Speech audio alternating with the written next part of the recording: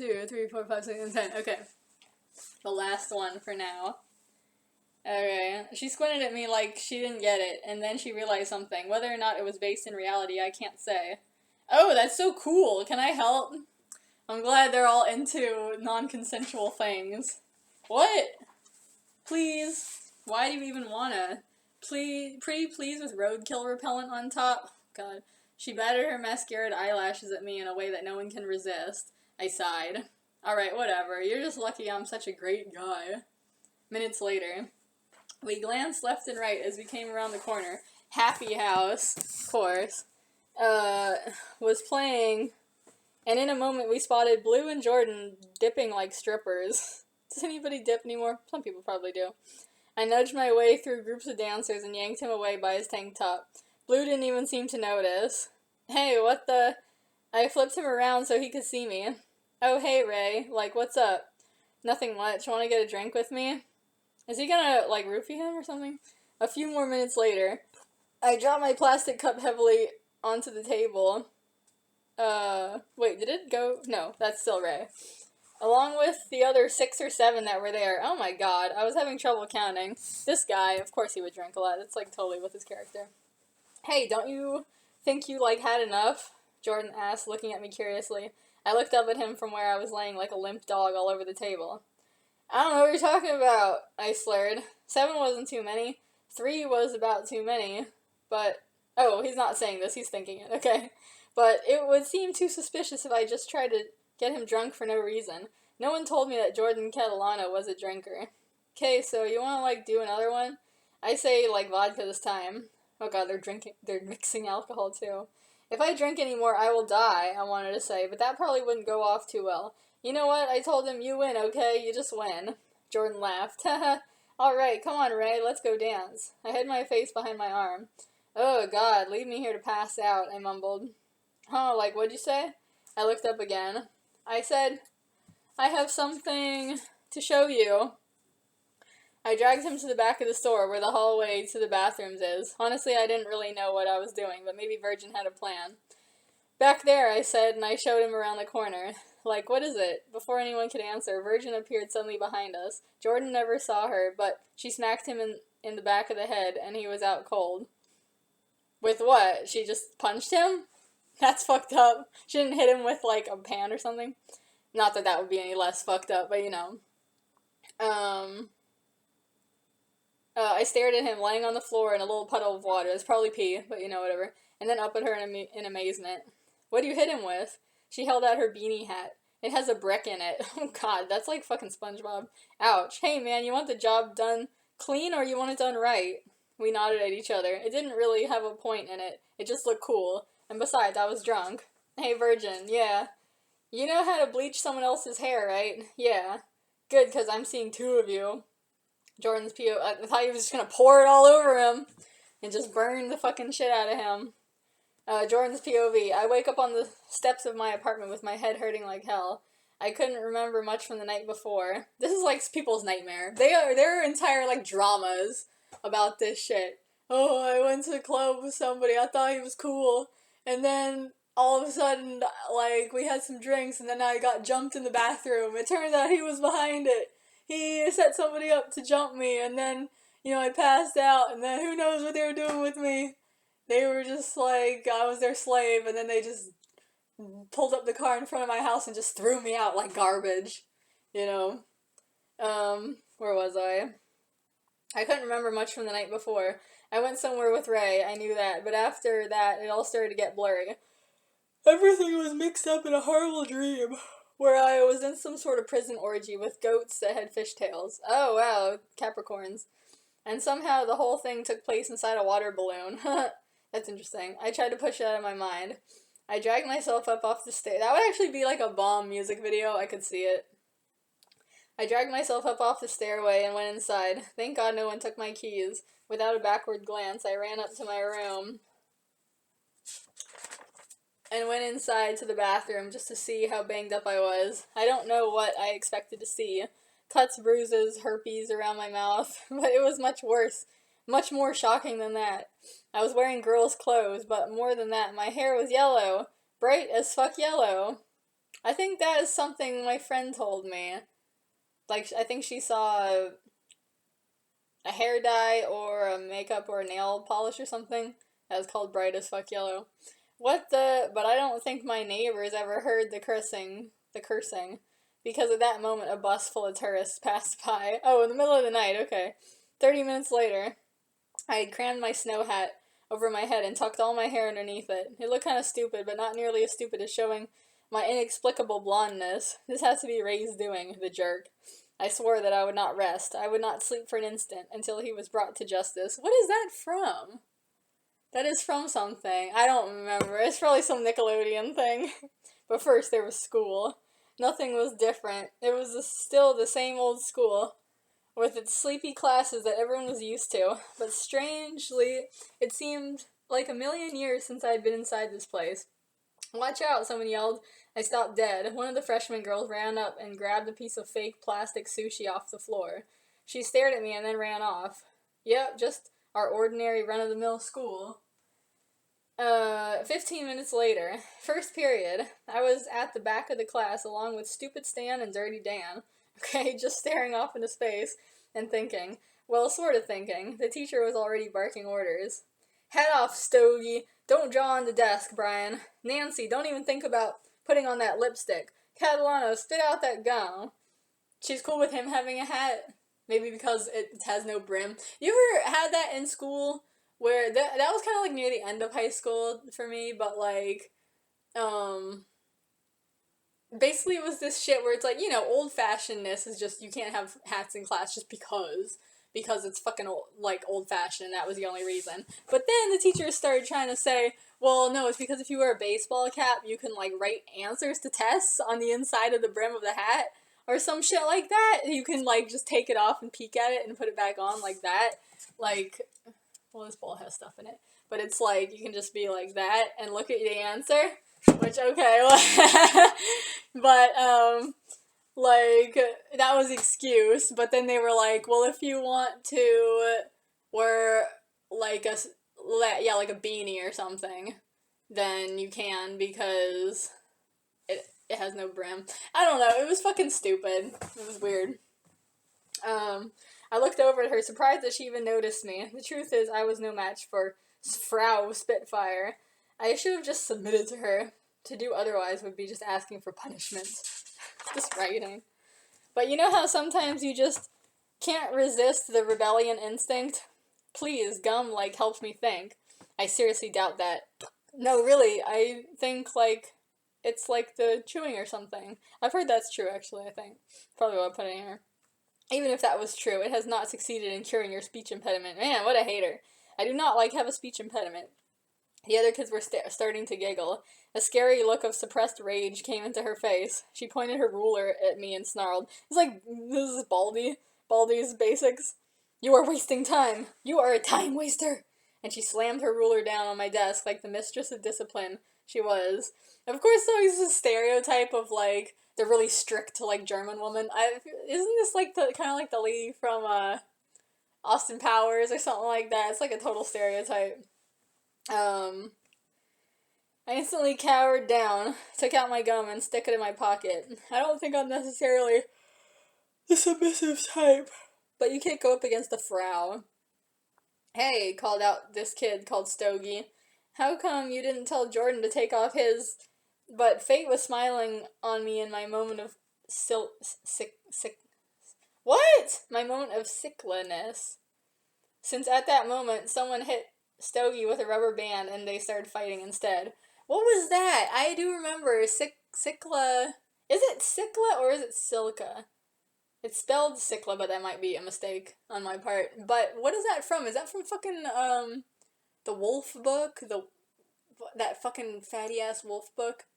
Where it's it's by the same author that did Firebringer.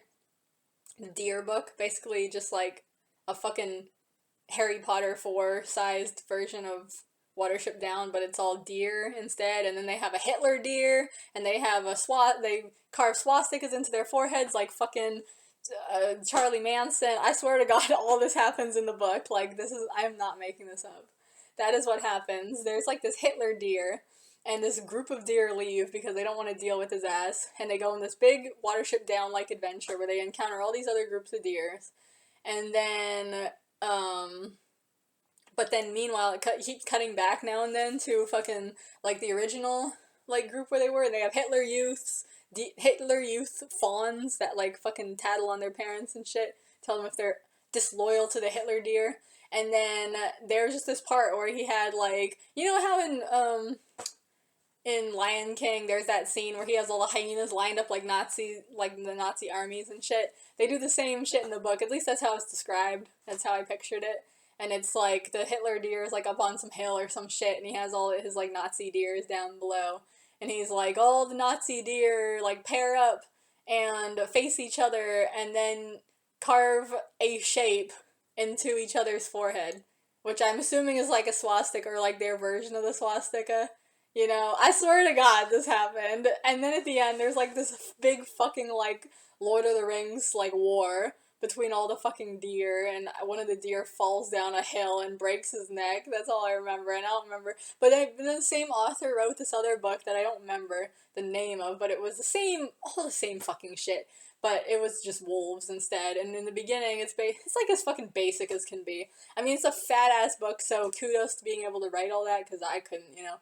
But it's just like, first of all, I wasn't really vibing with the story, because the author, like, in the front and the back of the book, like, she was making it, like, incredibly clear. I think it was a she author. I'm just gonna say she, even if it was a man. I don't remember. But I'm pretty sure it was a she. Said that, like, she was just making it, like, extremely clear that, like, the reason she wrote this story was because it had something to do with the Balkan Wars or something. And she was like, oh, I don't like it when, like, groups, I can't remember, it was some shit she said about, like, people putting too much into their religion, and she was just like, I wish nobody was religious so we wouldn't fight. And fucking bullshit. You know what, I would never, religion is important, okay? People need religion. If they want it, they should have it. If you don't want it, you don't have to have it, okay? But if you want it, you should be able to have it. I do not agree, even if it is a lyric in Imagine, I don't give a fuck. Don't take people's religion away. I don't give a fuck if it causes problems. Everything causes problems. Everything causes problems. You're not going to get rid of problems by taking things away from people that they love and that keeps them going in hard times and shit like that, okay? People, they need to be able to have these things, okay? Stop trying to stop them.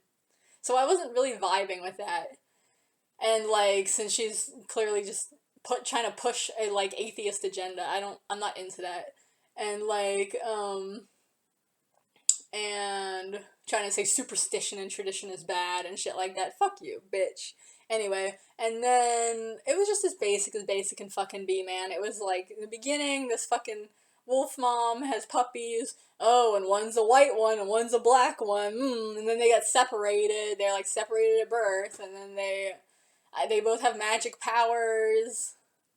And I don't know. All I remember, spoiler alert if you want to read this fatty ass book, but I read through to the end, and I remember that at the end, basically there was this prophecy that one of them, I can't remember if it was the white one or the black one, because luckily she didn't make the black one evil, I don't remember. The evil wolf was this one wolf that everyone bullied. It was like basically this old Baba Yaga type fucking wolf who was like, she was sterile, she couldn't have any babies, and so everyone was like fucking mean to her. But I guess she was kind of a bitch, and so she was like exiled basically, and they were just saying like, this is the worst fate a wolf can ever have, because not only is she exiled, but she also can never have babies, so she's just like truly alone. But basically she's like a sorceress or some shit like that, and she's like pissed as fuck at all the other wolves, and she's like, I'll make you suffer, you know, like Sauron kind of. And then, so she's like the evil one, but I can't remember exactly what she does. She just tries to bring some evil around. And then basically the white and black ones, they have different powers, I remember. This is like over 15 years ago I read this, so I don't even remember. But like, basically, yeah, some shit, and basically in the end, I think the white wolf, it was like this prophecy that she was gonna be like a fucking savior or some shit like that. And then, but then, basically she had to make this leap across this big ass, like, glacier, like this big fucking cavern in the glacier or some shit like that. It was like 1,000 feet if you fell down, and she, like, leaped, and then everyone was like, she's gonna make it, and then she fucking missed, and she fell, and she went down the bottomless pit, and she fucking died. and nobody ever saw her again. And then the author was just like, oh, the point of that is your fucking stupid ass stories and folklore don't ever come true, so don't put all your faith in them. It's like a very, like, as they say, mean spirited, bad faith book. I don't like it. But whatever. Where was I with this shit? That's just what I remember. Oh yeah, Cycla. So I think Cycla, because just like Watership Down, you know, they gotta have their own vocabulary and glossary for everything. And so I guess Cycla was the name for, like, a submissive wolf. Or maybe this is from Julie and the Wolves. But no, I swear it's from that other one. And then they had another word for alpha.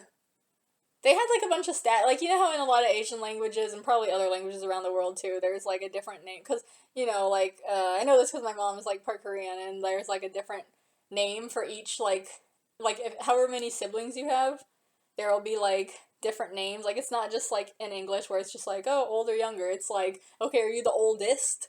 Are you the oldest boy or the oldest girl? And they have separate names for that, and then it's, like, the next oldest, and then it's, like, the middle, the youngest, the next to youngest. You know, it's like everything kind of has its own name or whatever. At least that's my understanding of it. I'm just a fucking dumb American, but that's my understanding. It's kind of like a hierarchy system, you know?